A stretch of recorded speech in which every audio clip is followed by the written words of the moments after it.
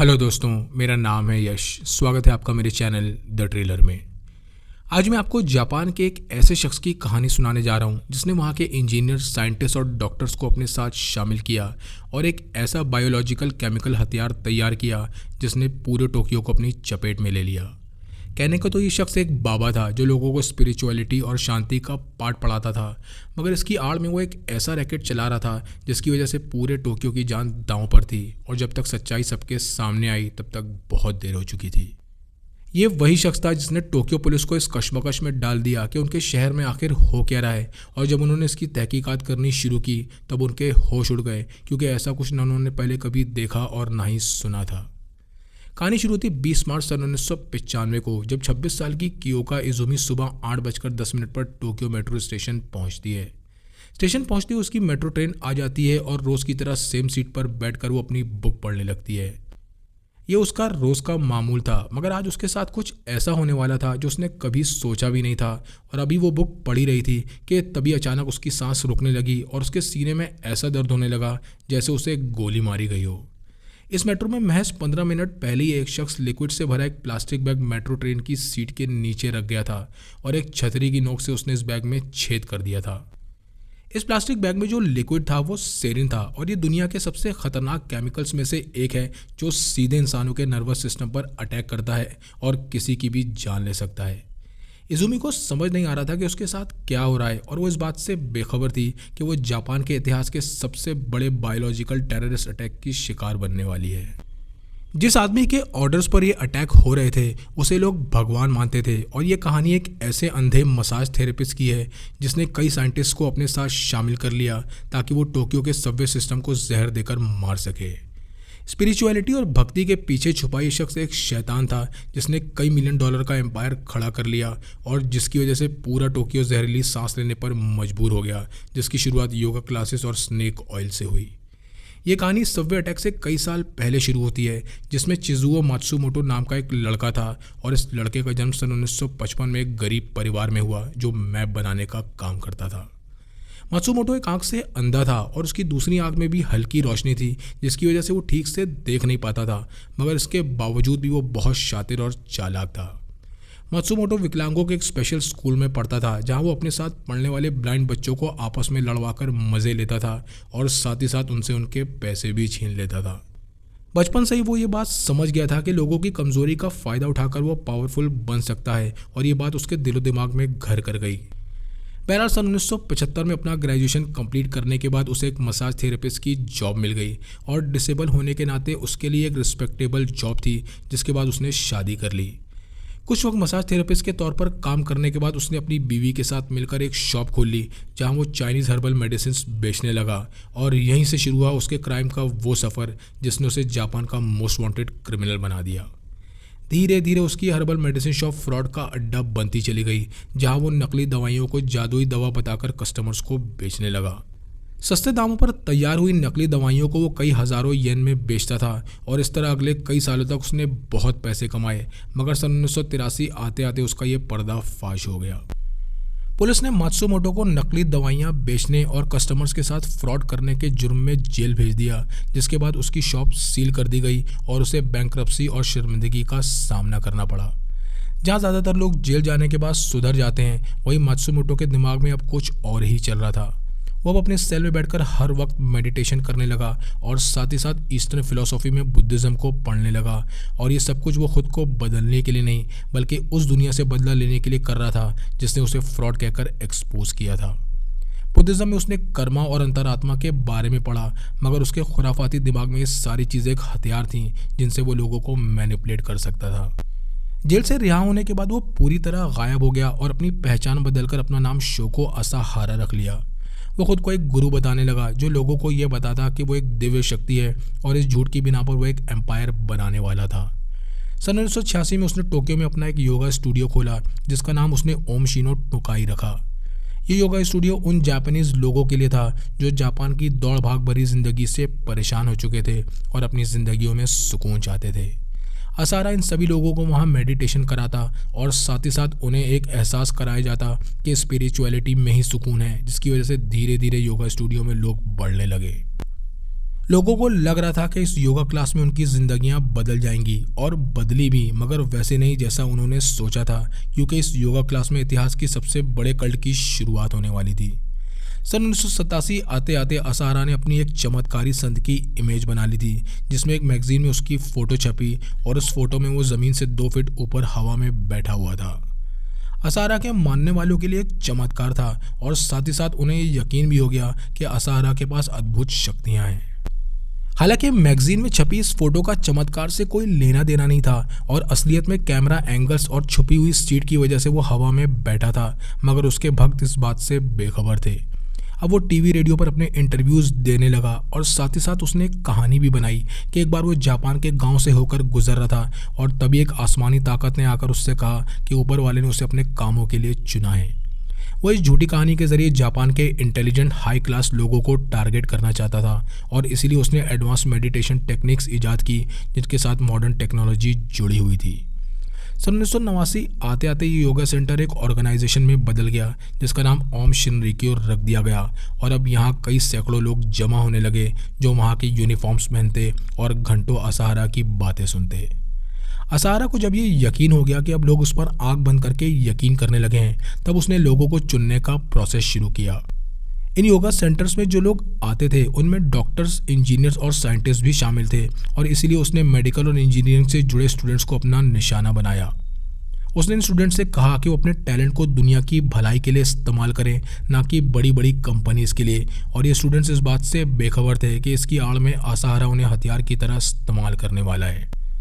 इन students में कुछ doctors थे जो हज़ारों लोगों की ज़िंदगी बचा सकते थे, फार्मासिस्ट थे जो लोगों की ज़िंदगियां बचाने वाली दवाइयां बना सकते थे, और यही लोग असारा के लिए एक हथियार बन गए। असारा ने सभी लोगों को ये यकीन दिला दिया कि ये दुनिया पूरी तरह ख़त्म होने वाली है, और अगर कोई बचेगा तो वो सिर्फ उसे मानने वाले होंगे, और उन्हें इसके लिए कुछ तैयारियां करनी होंगी। सितंबर सन 1988 में असारा के एक आर्म ट्रेनिंग सेंटर जो कि माउंट फूजी में था, वहाँ मजीमा नाम के एक स्टूडेंट को शुद्धिकरण के लिए उल्टा लटका दिया जाता है। ऐसा उसके साथ इसीलिए किया जा रहा था क्योंकि ट्रेनिंग सेशंस के दौरान उसमें कुछ मेंटल इलनेस के साइंस दिखाई दिए थे, और उसे सही करने के लिए कुछ मेंबर्स ने उसे पकड़कर बर्फ़ के ठंडे पानी में डुबा दिया ताकि वो शांत हो सके।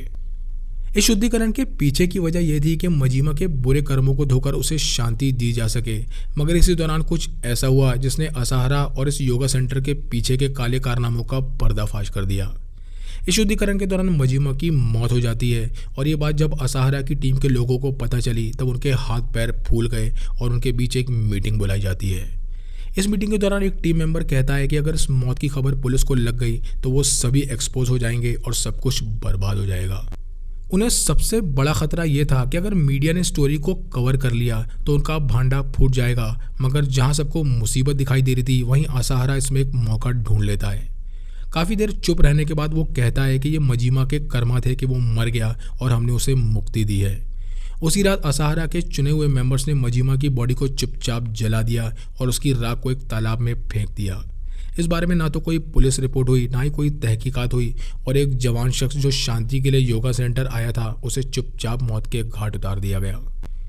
मजीमा के गायब होने के बाद अब सभी के मन में एक ही सवाल था कि आखिर वो गया कहाँ, और चूंकि इस योगा सेंटर में उसका एक दोस्त भी था, शूजी टगुची, जिसे उसकी मौत की असली वजह के बारे में पता चल जाता है। ये पता चलते ही वो असारा को धमकाते हुए कहता है कि वो उसकी टीम छोड़कर चला जाएगा और बाहर जाकर इस मर्डर के बारे में सबको बता देगा, और यही उसकी सबसे बड़ी गलती साबित हुई। असारा ने ये सबूत मिटाने के लिए अपनी टीम के 5 मेंबर्स को एक ऑर्डर दिया, जिसके बाद इन 5 ने टगुची का गला दबाकर उसे मौत के घाट उतार दिया। असारा के योगा सेंटर में ये पहली मौत थी जिसमें किसी का मर्डर किया गया था, और मर्डर करने वालों को लग रहा था कि वो मरने वाले की आत्मा को शांति दे रहे हैं, क्योंकि असारा ने उन्हें ऐसा यकीन करने की ट्रेनिंग दी थी। बहरहाल अब धीरे धीरे असारा के योगा सेंटर में मर्डर्स का सिलसिला शुरू हो गया, और हर मर्डर के पीछे वो एक ऐसी वजह खड़ी करता जिससे टीम के लोगों को यही लगता कि वो ये इंसानियत की भलाई के लिए कर रहे हैं।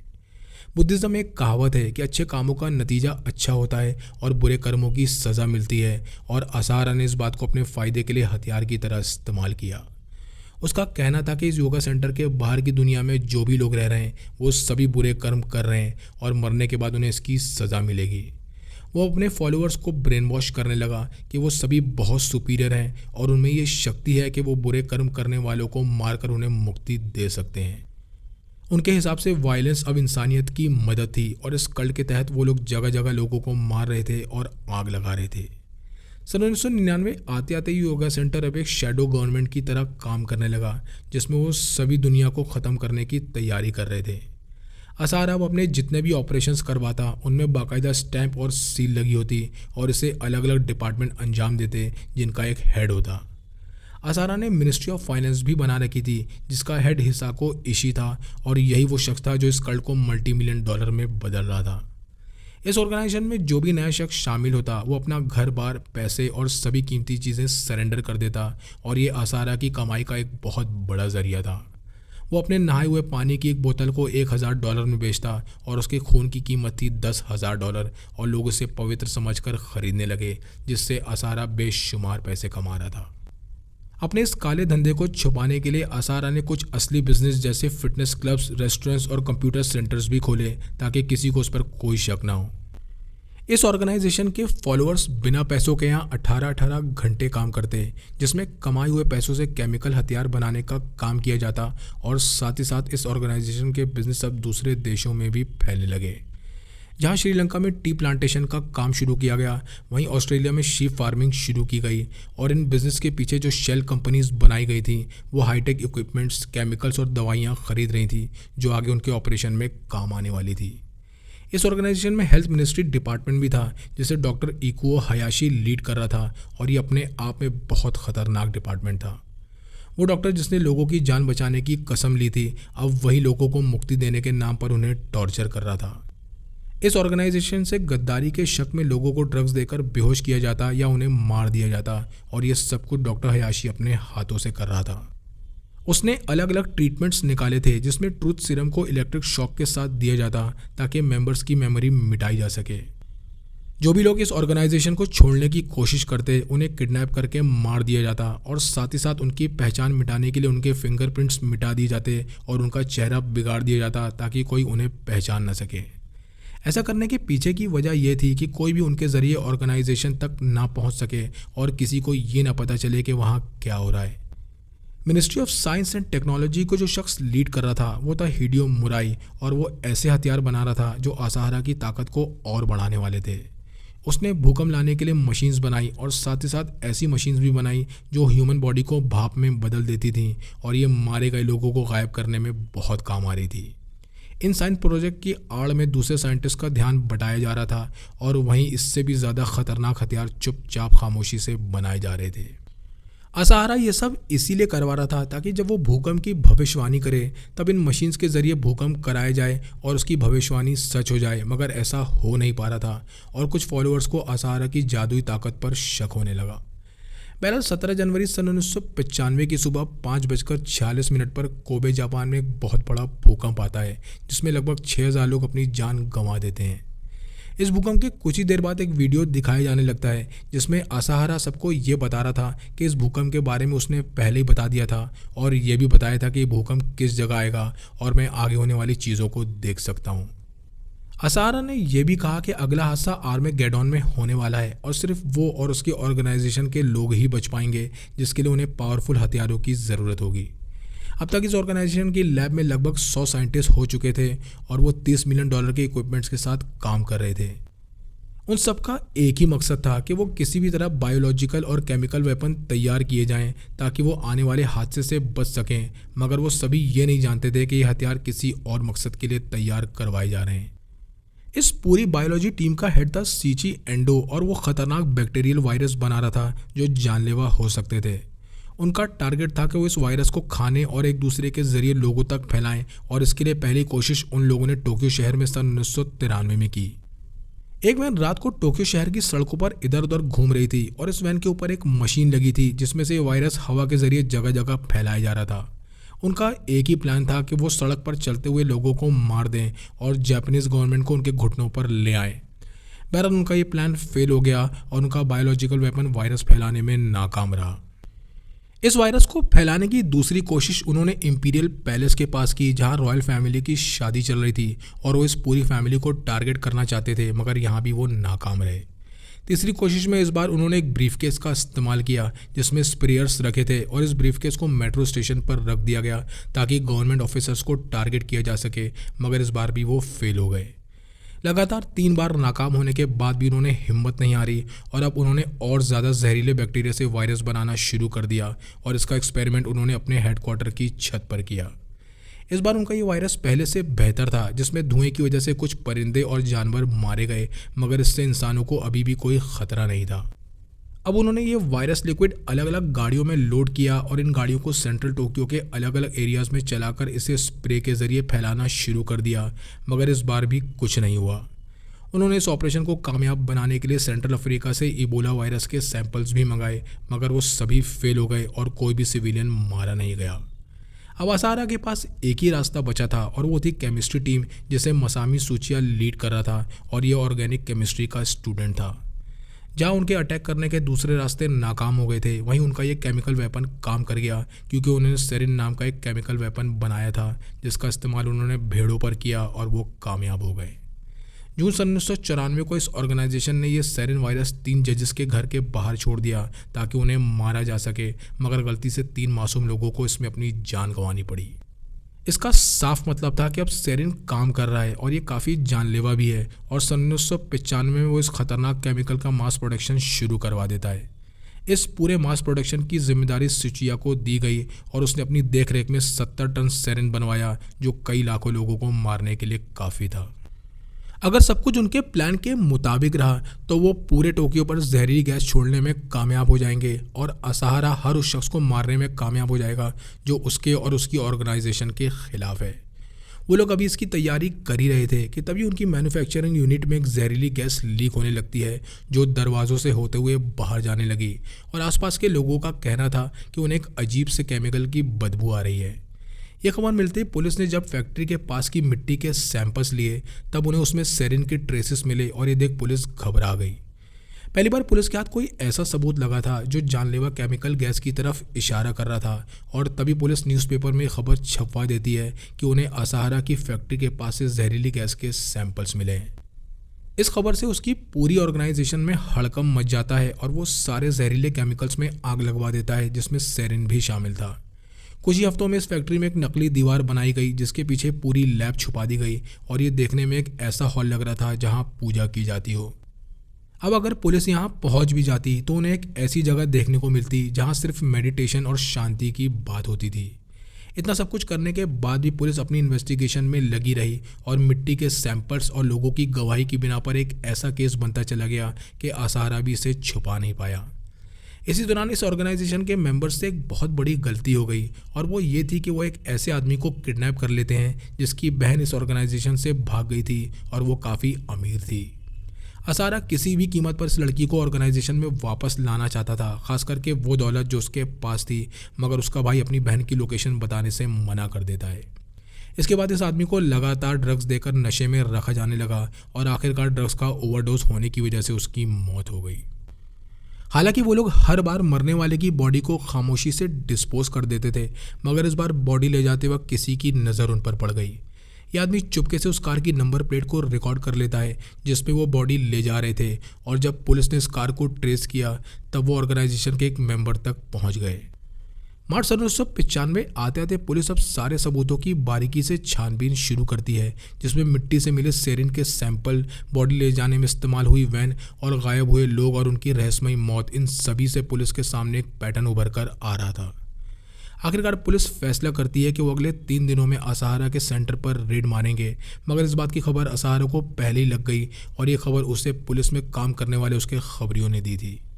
ये पता चलते ही असाहारा घबरा जाता है क्योंकि उसके सारे काले कारनामे एक्सपोज होने वाले थे, जिसमें हथियार, लैब, टॉर्चर रूम, अलग अलग मर्डर्स के सबूत सब पुलिस के हाथ लग सकते थे, और इसीलिए वो अपने खास मेंबर्स के साथ एक इमरजेंसी मीटिंग बुलाता है। इस मीटिंग में वो कहता है कि पुलिस उन तक पहुंचने वाली है और उन्हें अब ऐसा रास्ता निकालना होगा जिससे पुलिस का ध्यान बढ़ जाए और ये इन्वेस्टिगेशन रुक जाए और लोगों को ये भी पता चले कि वो एक सुप्रीम पावर है। ये सुनते ही उसका खास मेंबर उससे पूछता है कि अब उन्हें क्या करना होगा, जिसके जवाब में असाहारा कहता है कि अब उन्हें टोक्यो के सबवे सिस्टम को अटैक करना होगा और इसकी तैयारी के लिए उनके पास सिर्फ 2 दिन है। 19 मार्च सन 1995 की रात 11 बजे 5 लोग असाहारा के वेयरहाउस में जमा होते हैं और वो ये जानते थे कि वो एक बहुत खास मिशन के लिए चुने गए हैं। इस वेयरहाउस में डॉक्टर इकुओ हयाशी भी था, जिसने लोगों को बचाने की कसम ली थी और वही अब हज़ारों लोगों के लिए जहरीली केमिकल गैस बना रहा था। इस डॉक्टर के साथ किनिची हिरोशिया नाम का एक फिजिक्स ग्रेजुएट भी था, जो टोक्यो सबवे में लोगों को मौत बांटने का रास्ता निकाल रहा था। 20 मार्च को सुबह 6 बजे करीब 5 गाड़ियां वेयरहाउस से निकलती हैं और अलग अलग सबवे स्टेशन की तरफ निकल जाती हैं। उनके टारगेट पर 3 सबवे लाइंस थीं, जो कसुमी गसेकी स्टेशन पर जाकर मिलती थी और ये टोक्यो शहर का सेंटर था। सुबह 7:48 पर इको हयाशी शिन ओआनामिजू स्टेशन से एक मेट्रो में बैठता है और 3 स्टेशन निकलने के बाद वो एक प्लास्टिक बैग मेट्रो ट्रेन की सीट के नीचे रख देता है। इस बैग को रखने के बाद वो अपनी छतरी की नोक से इसमें छेद कर देता है, जिसके बाद इसमें से सेरिन केमिकल निकलकर ट्रेन में फैलने लगता है और फिर हयाशी ट्रेन से उतरकर भीड़ में गुम हो जाता है। इस स्टेशन पर 26 साल की कियोका इजुमी इस ट्रेन में चढ़ती है और इस सेरिन से निकलने वाले धुएं से उसकी हालत बिगड़ने लगती है। उसका पूरा चेस्ट इतना तेज़ दर्द हो रहा था जैसे किसी ने उसे गोली मारी हो और उसके आसपास दूसरे पैसेंजर्स भी ज़ोर ज़ोर से खांसने लगे। जब तक ये ट्रेन कसुमी गसेकी स्टेशन पहुंची तब तक पैसेंजर्स अपनी सीट पर बेहोश हो चुके थे और इस तरह 4 और अटैक्स इसी वक्त पर अलग अलग मेट्रो स्टेशंस पर अंजाम दिए गए। हिबिया और मारुनुची मेट्रो लाइंस को 2 बार निशाना बनाया गया और महज 30 मिनट के अंदर ही 5 केमिकल वेपन अटैक्स टोक्यो के पूरे सबवे सिस्टम को पॉइजन कर चुके थे। सुबह 8:35 पर पुलिस को ये खबर मिली कि अलग अलग मेट्रो स्टेशंस पर लोग बेहोश होकर गिर रहे हैं और वहाँ की हवा जहरीली हो चुकी है। देखते ही देखते ल्यूक्स इंटरनेशनल हॉस्पिटल में उन मरीजों की भीड़ लगने लगी जो इस जहरीली गैस का शिकार हुए थे और जब उन्हें चेक किया गया तब उनकी आंखों की पुतलियां फैली हुई थी और सांस लेने में परेशानी हो रही थी। ये देखते ही डॉक्टर यूटाका समझ गए कि ये फूड पॉइजनिंग की वजह से नहीं हुआ है बल्कि ये केमिकल गैस की वजह से हुआ है। बहरहाल पुलिस ने जब इस लिक्विड को लैब टेस्ट के लिए भेजा तब वहाँ ये कन्फर्म हो गया कि ये सेरिन ही है और पुलिस का सीधा शक असाहारा पर गया क्योंकि उसकी फैक्ट्री के बाहर की मिट्टी सैंपल से भी सेरिन ही मिला था। 22 मार्च सन 1995 की रात सैकड़ों पुलिस ऑफिसर असाहारा के योगा सेंटर को घेर कर खड़े हो जाते हैं और ये जापान के इतिहास का सबसे बड़ा पुलिस ऑपरेशन होने वाला था। इस रेड में असाहारा पुलिस को एक तहखाने में छुपा मिला जहां वो नोटों की गड्डियों को छुपा रहा था और ये देखते ही पुलिस ने उसे फौरन गिरफ्तार कर लिया। इस ऑर्गेनाइजेशन के कुल 190 मेंबर गिरफ्तार हुए, जिसमें 13 को मौत की सज़ा सुनाई गई और 23 साल बाद 6 जुलाई सन 2018 को इन सभी को फांसी दे दी गई, जिसमें असाहारा भी शामिल था। असाहारा ने जापान के एलिट इंटेलिजेंस जैसे डॉक्टर, फिजिसिस्ट और इंजीनियर्स को अपने साथ शामिल किया था ताकि वो बेहतरीन केमिकल वेपन बना सके और तबाही मचा सके। हालांकि पुलिस के सामने कुछ सबूत तो पहले से ही थे, जैसे गायब हुए लोग, फाइनेंशियल क्राइम्स और केमिकल एक्सपेरिमेंट, मगर चूंकि असाहारा लोगों को शांति और भक्ति का पाठ पढ़ाने का नाटक कर रहा था, जिसकी वजह से उसे रिलीजियस प्रोटेक्शन मिली हुई थी और वो खुलकर अपने काले धंधे कर रहा था। इस सबवे अटैक ने साबित कर दिया कि आम लोगों को धर्म और भक्ति के नाम पर कितनी आसानी से निशाना बनाया जा सकता है और उन्हें यह अंदाज़ा भी नहीं होता कि वो सही कर रहे हैं या गलत। बहरहाल एक झूठा बाबा उर्फ गुरु जेल की सलाखों के पीछे जा चुका था, मगर वो एक सबक छोड़ गया कि किसी पर भी अंधा भरोसा नहीं करना चाहिए। आपको ये कहानी कैसी लगी कमेंट सेक्शन में लिखकर ज़रूर बताएं। चैनल को लाइक और सब्सक्राइब करें। मिलते हैं नेक्स्ट वीडियो में।